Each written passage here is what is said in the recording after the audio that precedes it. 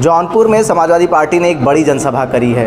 अगर ये कहा जाए कि अब तक की सबसे बड़ी जनसभा जो हुई है वो जौनपुर में हुई है तो ये गलत नहीं होगा। हमारे साथ जन अधिकार पार्टी के राष्ट्रीय महासचिव अजीत कुशवाहा जी मौजूद हैं। एक बड़ी जनसभा हुई है, क्या लगता है क्या कुछ होने वाला है इस बार लोकसभा चुनाव में? देखिए, इस बार जो है पीडीए की सरकार बनने वाली है। ये जनसभा यही साबित कर रही है कि पीडीए की सरकार बनेगी। और आज जो सभा हुई है उसमें लोगों ने संविधान बचाने के लिए अपनी ताकत दिखाई है। आप जो है हर मीटिंगों को कवर कर रहे हैं और पूरे देश में, ख़ास तौर से उत्तर प्रदेश में आप जो है 80 सीटें हैं लोकसभा की और 80 सीट में आपने मीटिंगें देखी हैं। हर जगह जो है जितने उनके यहाँ मोदी और योगी के रैली में भीड़ हुई है उतना हमारे कार्यालय में रोज़ भीड़ रहती है।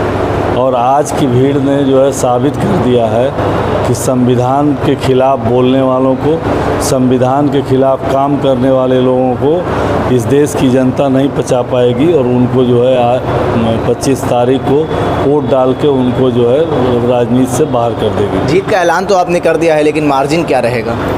देखिए, मार्जिन के लिए अभी कुछ कहा नहीं जा सकता है, लेकिन जो है बम्पर वोटों से जीत होनी है। इसलिए कि आज की जो रैली हुई है, रैली में जो लोग आए हैं उन लोगों ने मनसा अपनी जाहिर की है कि जीत जो है बम्पर होगी।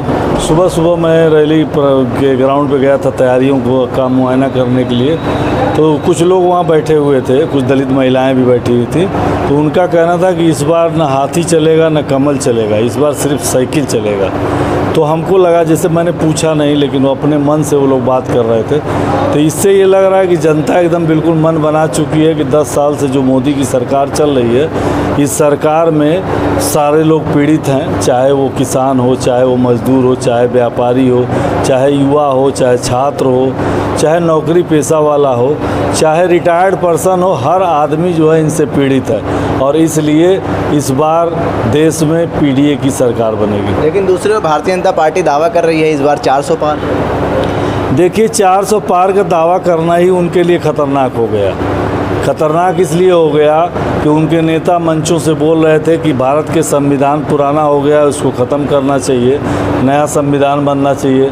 और 400 पार का नारा उन्होंने इसी गणित के आधार पर दिया था कि 400 पार कर जाएंगे तो हम जो है 2/3 बहुमत प्राप्त कर लेंगे और संविधान को समाप्त कर लेंगे। ये बात जनता के दिमाग में ये बात घुस गई और समझ में आ गया उनको कि ये संविधान ख़त्म करने वाले लोग हैं। उस संविधान को जिसको बाबा साहब डॉक्टर भीमराव अम्बेडकर ने स्वतंत्रता प्राप्ति के बाद जो है बनाया और वो लागू हुआ इस देश में, और उसी संविधान के तहत पिछड़े दलित अल्पसंख्यक समाज के लोग एक बराबर जो है जीवन यापन कर रहे हैं। सबको जो है समानता का अधिकार मिल गया, सबको पढ़ने लिखने का अधिकार मिल गया, सबको संपत्ति रखने का अधिकार मिल गया। तो संविधान से बहुत सारे परिवर्तन हुए, जितनी कुरीतियाँ थी वो सारी की सारी समाप्त हो गई इन 75 सालों में। तो देश की जनता, ये 80% आबादी ये जानती है कि ये संविधान ख़त्म हो जाएगा तो हमारी स्थिति अच्छी नहीं रहेगी। हो सकता है कि जो लोग सरकार में बैठे रहेंगे और शासन सत्ता में रहेंगे वो अपने हिसाब से संविधान को लागू करा लेंगे और फिर बाकी 80% जनता का दशा क्या होगा, ये लोग, जो लोग स्वतंत्रता के पहले भी थे और जो लोगों ने इतिहास पढ़ा है तो वो जानते हैं कि स्वतंत्रता के पहले क्या स्थिति थी। इसलिए इस बार जो है संविधान को बचाने के लिए जनता उठ खड़ी हुई है और इस देश में 4 जून के बाद जो सरकार बनेगी वो पीडीए की सरकार होगी। बहुत शुक्रिया बात करने का। धन्यवाद। हमारे साथ जन अधिकार पार्टी के राष्ट्रीय महासचिव अजीत कुशवाहा थे, जिन्होंने साफ तौर पर यह ऐलान कर दिया है कि इस बार 2024 में जो सरकार बनेगी वो पीडीए की सरकार होगी। जन संदेश टाइम्स के लिए कैमरा पर्सन जिशान खान के साथ आकिब मिराज खान, जौनपुर।